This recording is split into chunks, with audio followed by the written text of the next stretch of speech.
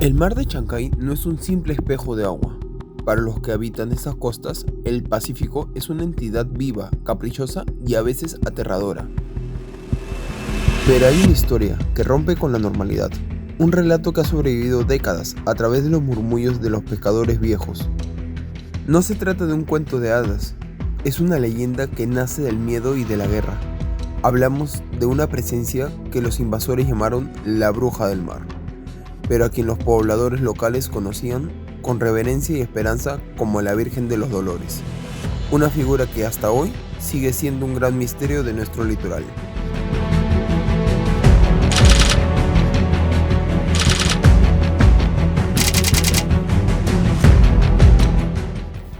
Corría la época de la Guerra del Pacífico, el puerto de Chancay vulnerable y estratégico, vivía días de tensión absoluta. La flota invasora con sus buques de guerra patrullando la costa esperaba el momento oportuno para desembarcar. El plan era claro: arrasar el pueblo, sembrar el caos y asegurar el dominio del territorio. Los pobladores, conscientes de la superioridad de los cañones enemigos, solo podían mirar al horizonte con impotencia. Pero entonces ocurrió algo que los libros de historia no pueden explicar del todo. Una neblina antinatural, densa y casi sólida, bajó de los cerros y se estancó sobre el mar durante días, borrando la línea entre el cielo y el agua. Fue en medio de ese muro de bruma donde los vigías de los barcos enemigos comenzaron a ver cosas.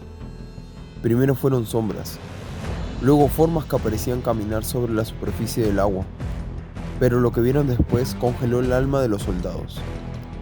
Una figura femenina, alta, envuelta en mantos oscuros que ondeaban sin viento, y luciendo una corona dorada sobre su cabeza, se materializó frente a la flota.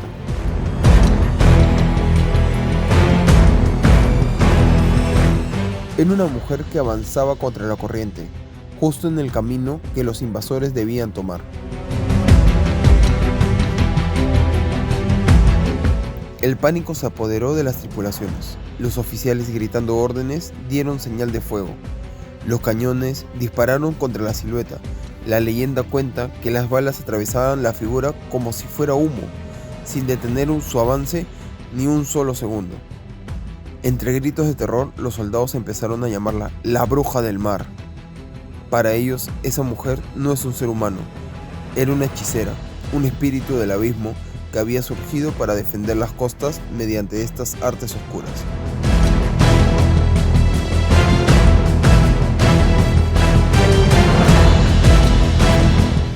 Aquí es donde la historia adquiere una dimensión fascinante. Mientras los soldados disparaban presas del miedo a la bruja, dentro de las casas de adobe y en el templo del pueblo, la gente de Chancay vivía un proceso muy distinto. Ellos no veían a una hechicera. Ellos sabían exactamente qué fuerza estaba bloqueando el avance invasor.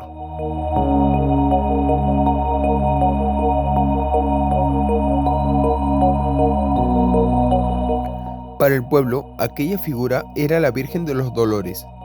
La misma silueta, el mismo manto, la misma presencia. Lo que para el invasor era una bruja, para el chancayano era una protectora que extendía su manto sobre el puerto. Fue esta dualidad la que salvó a Chancay. El terror paralizó a los atacantes, mientras que la fe inquebrantable de los locales mantuvo a la figura presente en la costa. No se trataba de dos entidades, sino de cómo el miedo y la fe pueden ver la misma realidad de maneras opuestas.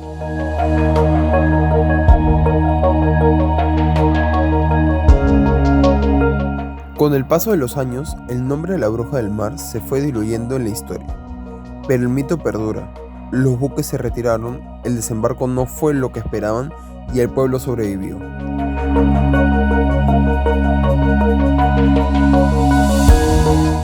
Hoy, cuando el sol se oculta tras los acantilados y la neblina comienza a avanzar sobre el agua, es imposible no mirar al mar con otros ojos. La leyenda persiste, no solo como un recuerdo religioso, sino como un enigma.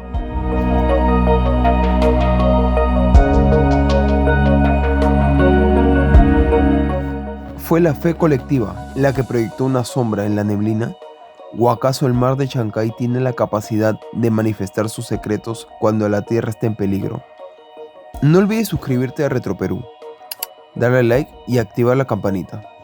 Nos vemos en el próximo viaje.